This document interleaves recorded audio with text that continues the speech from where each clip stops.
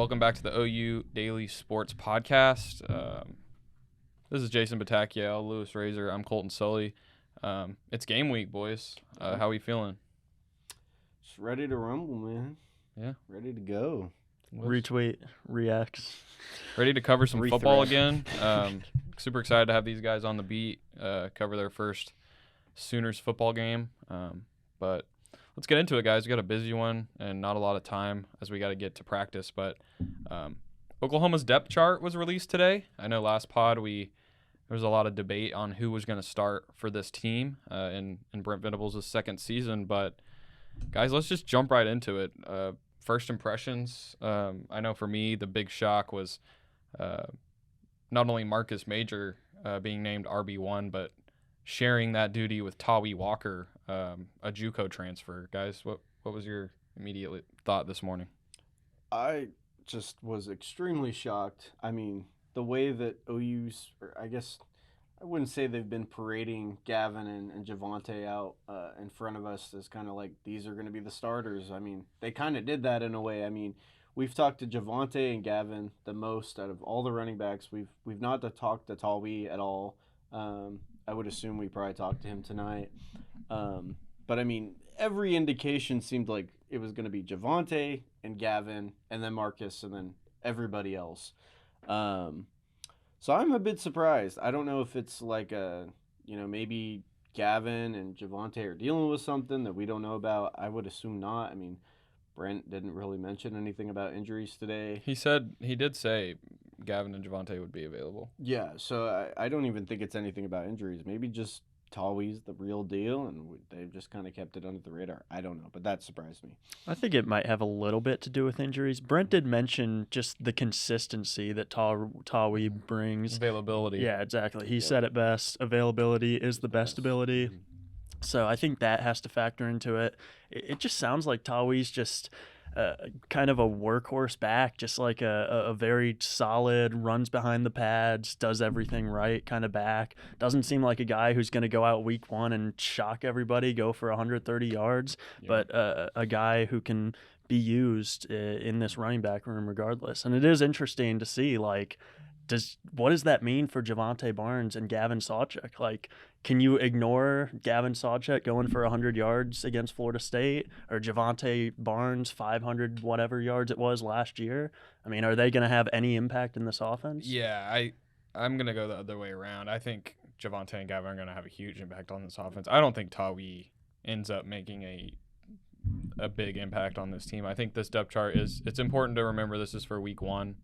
Like you said, they could be dealing with some injuries. I mean, Javonte Barnes was hurt in the spring. Maybe just him not getting as many reps as Tawee was. I mean, Brent did say availability was a big part of this. So I would take it, only by what we see on the field. I still think Javonte Barnes, and we've heard it from DeMarco like Jason said, all camp long and all summer long. Javonte and Gavin are the real deals. So no real surprises at wide receiver. I think we all three in our predictions last week had Andrell, Drake, and Jalil penciled in there. Lewis, you did mention something that caught your eye about Brennan Thompson not being listed. Yeah. It wasn't listed at all. Who was in? Well, DJ? DJ Graham was above him, Yeah. which I thought was interesting. Mm-hmm. I mean, Brennan Thompson, they kind of raved about him this offseason, about his speed, what he brings to the table from Texas. It's just weird to not see him on there. Yeah. It's just really surprising because I feel like a lot of guys that we've heard about this fall and this spring, there's a lot of surprises as coaches have talked about these guys for months, and then they're not in high places in the depth chart. So, and then, sorry, not to cut you off. No, you're fine. Did you have anything else? No, I think that's really interesting. But I mean, everybody gets surprised every now and then, I guess. Yeah, for sure. Tawee was a huge surprise, and we'll get to another one on defense, but not too many on the offensive side of the ball. Obviously, receiver was pretty straightforward, and then the offensive line, we already had the four of the starters from Bill Bedenbow, but it was confirmed today that Savion Byrd will start at left guard. I think he just kind of emerged from that spot because we all we predicted it last week, and the past couple months we kind of knew that he was taking the edge over Caleb Schaefer or and whoever. We talked up Savion last pod. I don't think we need to do it this pod, but obviously in the spring I think a lot of us just assumed that the reason they got Caleb Schaefer was to Replace. and I will say, I'll be honest, I underestimated the impact McCade Matauer had on this team last season because I kind of figured Savion would start at one guard and Schaefer would start at the other. Yep. I must say, after reading your story and talking to McCade a little bit throughout camp, like I underestimated his leadership ability on this team, and just the steadiness. He was the only offensive lineman that started every game for this team last season, so that's just a little nugget. But I am super interested in the defensive line on this depth chart, especially after Brent's presser today. He said he had a quote. You can go read our stories on OUdaily.com, but I put this one in mine earlier. He said he had a quote. It was a direct quote. We didn't have good leadership inside, and I'm thinking of the defensive tackles on last season's team. On the depth chart this morning, you have Jonah Laulu. I think it's Jonah or Jordan Kelly. Yep. And then I think the other tackle is Isaiah Coe or Dejon Terry. And I think Dejon is a big one that really sticks out to me. And you can go read Lewis's story on him. But correct me if I'm wrong. A guy transfers in during the summer. Yep. And just immediately has a big enough impact to earn a starting spot. And just a quick note about Dejon, he didn't play spring ball anywhere. Yes. He missed it at Tennessee, and he wasn't there at OU. So that just shows you the importance of the transfers Yep. and the lack of confidence in last year's defensive tackles group that Brent had. So I found that super interesting. Yeah, I really agree with everything you guys said. I mean, my prediction about Rondell Bothroyd and Ethan Downs starting there on the end was correct. So, just our prediction. Our prediction, yeah. Sorry, my boy R. Mason just not getting any love on the depth chart, but I think he's listed as an or. I think he's gonna play. I think he's gonna have a big impact on this team. 100%. Yeah, definitely. The thing that Venables has raved about is just, I mean, like we've said, is competitive depth, and if they weren't to use that this season and just rotate a bunch of guys would be really surprising. I mean, they said that was the problem last season. So, yeah, I expect a lot of guys to play this year. So, I thought what Colton mentioned about Brent Venables saying they didn't really have leadership on the inside of the defensive line last year. It's interesting because every transfer they brought in from the defensive line, all 6 of them are redshirt seniors. Yeah. They're guys with experience. They're guys who have played a ton of football. So I think that's really something that they were looking for. And, with that comes leadership. So. Do we have the depth chart somewhere here that we can get? 'Cause I don't, correct me if I'm wrong, but was Devon Sears on there? Was Jacob Lacey on there anywhere? Jacob Lacey was a little bit further down than I expected. I just want to check where all the transfers are. But, yeah, Lewis, Dejon Terry, and Rondell Bothroyd, for that matter, coming over from Wake Forest. That's a guy we talked about last week. He came here to start, and that's what he did. Yep. All right, here's the depth chart. Let's get to it. On the defensive line, we got Rondell Bothroyd starting on the edge as a transfer from Wake Forest. Devon Sears is listed as the, what would that be, 4th string defensive tackle. Isaiah Coe seems like he's going to continue to have. And then Trace Ford, it was the other, is an or with Ethan Downs. So I think that's another guy I might have underestimated a bit. Coming over from Oklahoma State, dealt with a lot of injuries in his career, but his first 2 seasons at Oklahoma State, he was really, really good. Yeah. I think it's just the fact that he's barely played football since 2019. Well, really. I mean, when you talk to the coaches, I mean, all they rave about his talent. They're like, he's a guy that makes an impact on the field, but he's got to be available. Jacob Lacey's listed as 2nd string tackle behind Kelly and Laulu. So, I think what's interesting there is you look at that defensive end spot and you see R. Mason Thomas. Right now he's listed as the 2nd string behind Rondell Bothroyd. And then you see PJ right behind him. Yeah. How long does that stay? I mean, you got to assume PJ gets, first off, a lot of playing time these first couple games against some weaker opponents. Exactly. And then down the season, he can be a difference maker on this team year one. I think the situation with PJ is an interesting one because is OU going to take sort of a Jaron Kanik route with PJ and sort of develop him behind the scenes? I mean, we talked to Brent today, and he was talking about how Jaron just was an athletic freak. I think the differences between Jaron and PJ is because, like, your story today was about Jaron not really knowing what he's doing. Yeah. I think PJ's – and obviously PJ, like, this is his first – he's a freshman, obviously, and he did go through spring ball, but he's still very fresh and new, and obviously has a lot to learn. And I think he and Brent would tell you that. But I just, from talking to people at practice and from Ted Roof talking about him yesterday, I just don't think it's going to take very long for this guy to see the field. And he's such a freak athlete. Yesterday, Ethan Downs called him a blue avatar. He's just super. He's a freak. He's a freak. Yeah, I think what it sums down to is kind of how are these veteran guys like Ethan Downs, Reggie Grimes, R. Mason, et cetera, going to perform? And if they're not performing at the level that Brent wants them to, I think that that's when PJ starts entering the conversation. I mean, at least that's how I would view it. So yeah. Want to talk Cheetah? Absolutely. Let's let these guys take the fall for their pick at that position last week. I mean, I really saw. I mean, I did predict Dason to start in that role just because I mentioned that OU recruited him very heavily. But I mean, give props where props were due, or credit. I don't even know what phrase I'm trying to say. I mean, Justin Harrington seems like he's had a really, really good spring, really good summer, and a really, really good fall. I mean, Brent talked about him today. He said he's athletic, he's explosive, he's taken in every facet of the game that he's asked.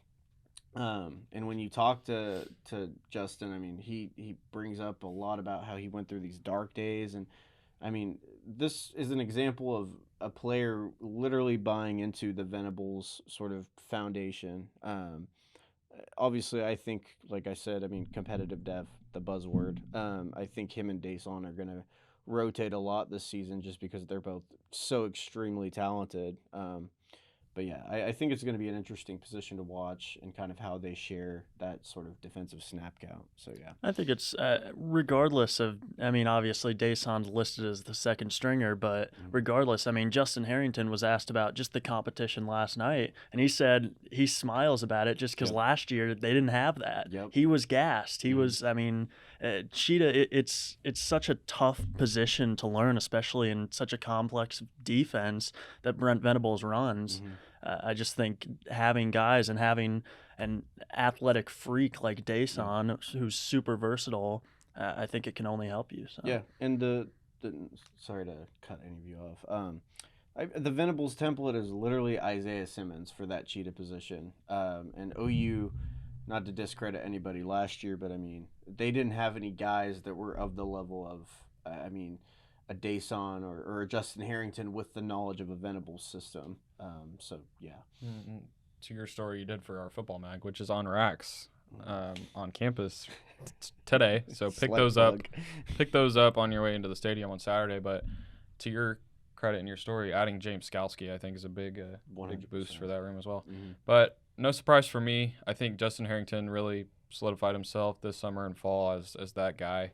I do think it's slightly concerning that Dason, came in here to start. I don't think that's any secret, but like Lewis said, I think it makes both of them better. I think it makes OU's defense better. So yeah, but anything else on the depth chart before we move on? No, I would just say the thing about Dason, I mean, he's still a sophomore. Yeah, that's another thing. Yeah, I mean, he literally mentioned that he's relearning how to become like a player in coverage this season. I mean, obviously, Brent Venables' playbook, as we learned last year, is not an easy one to exactly. And most of what he did last year was pass rushing at Indiana. Exactly. And if you look at the depth chart, like I think one of y'all brought up earlier, the more experienced guys are coming out on top here at these position battles. So and what did not to like get too in the weeds. We got to get to practice and we got to keep it short. Keep going. Venables said something about having sparkles in your feet or something like that. That resonated with me because these linebackers have to be so good in coverage, and that's part of the system. So, but yeah, maybe Dason still has some sparkles in his feet or something. I don't know. But yeah. Anyway. Anything else from you on that, Lewis? Cool. No. All right. Well, we talked to a few players last night. We're talking to some more tonight. Had Brent Venables and coordinators this week as well. Guys, what are some top line themes and thoughts as we head into OU season opener against Arkansas State? You want me to go first? Go for it. Go for it. Don't say competitive depth. No competitive depth. Okay, this is an underrated storyline. I'm intrigued to see if Jackson Arnold gets some playing time. He will. I mean, he will. surely he will. I would assume if it's a blowout, unless some crazy things happen. But I'm just intrigued to see Jackson Arnold in actual game time. Brent kind of mentioned sort of how Jackson is the future this year and how he doesn't expect Dylan to come back. So I mean, getting Jackson out in these sort of in-game scenarios. Obviously, it's not SEC football, but giving him those reps are important for OU. So I'm just kind of curious to see how he handles all of that, in front of 75,000 OU fans. So, yeah. I'm going to go with Dylan.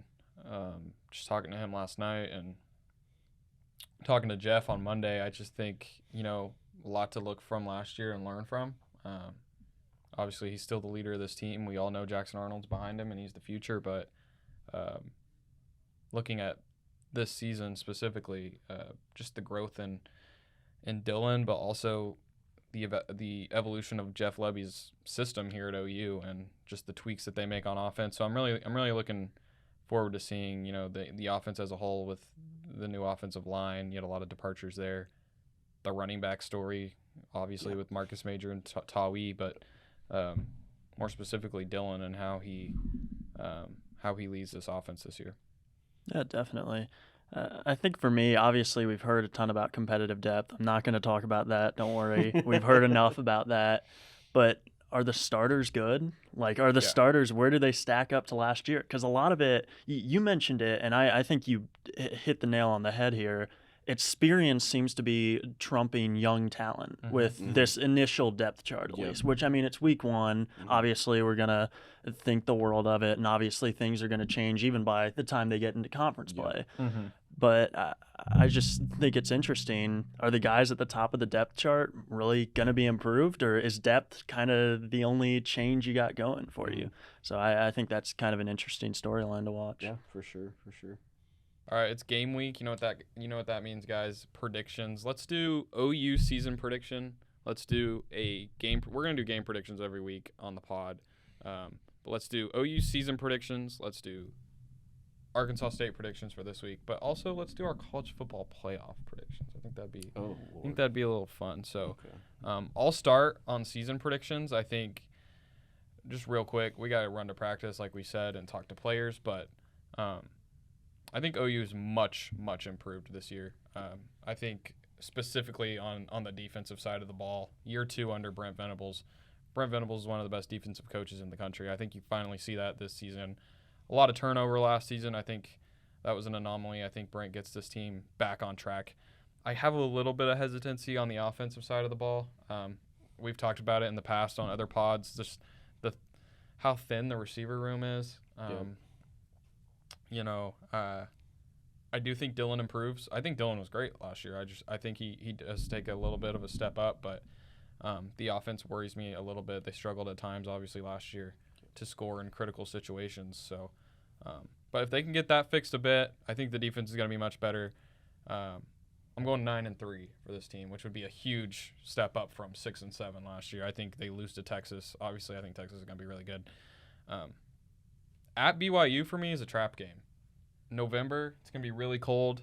Probably going to be snowing. I could see him dropping that one. And then immediately the following week, they play on Black Friday against TCU. TCU is really good. Made the national championship last year. I could see them losing that one. I could see them losing back-to-back games to end the season. But I do see OU making a decent to good bowl game and winning that and having momentum going into next season. Yeah. I guess to jump into my prediction, I originally had 10-2, but I'm going to switch mine to 9-3. I feel like OU gets off to has a weird loss here or there towards the middle of the season. Maybe OU fans are scrambling. They're like, "Oh my gosh, we're gonna be 6-7 again," and then, and then they pick it up, and obviously win a bowl game or something. So who do they lose to? I think this would be my prediction. I think they lose to Cincy and BYU. Those would be. And then the third loss, maybe Kansas. I don't know. You think they beat Texas? I think they could beat Texas. I realistically think that they could. I don't think Texas. Cincinnati's going to be good at all. I don't know. I feel like that could be a trap game. You have 3 really easy non-conference games, and then you face Cincy, and it's on the road at Cincy. I don't know. I just go back to last year's first road game at Nebraska, and they totally went in there and just took care of business like it was nothing. Maybe, but I mean, don't this know. is a conference game. I just think Cincinnati's going to be like one of the worst in the Big 12. But that's just me. This is also Cincy's. That's their first. This is their first year in the Big 12. That's their This will be first their first conference ever game Big of the 12 game. season, Yeah. isn't it? It'll be Yeah, their so first ever maybe Big there's 12 a little bit of a chip Who's their on. quarterback? I don't know. They got You're a picking them to beat them. they got I a don't know. transfer from somewhere. Yeah, I can't I remember know. who it is. I know who it is, Is but it no Clayton too? I'm No. going Okay. down a rabbit hole. all right. Well, Yeah, and I guess college football playoff predictions. I'll go Georgia. we're doing those later. Oh, okay. You go. I think I got OU going probably 10-2. I think they do lose to Texas, and I think they drop. I think they win all their home games. The only one Okay. that's kind of like iffy is that TCU game. I think they beat TCU. I think they fall to one of those trap road games. First off, I think Tulsa's going to be a closer game than people think. Tulsa's not a bad team. I agree. But I think probably BYU, Kansas.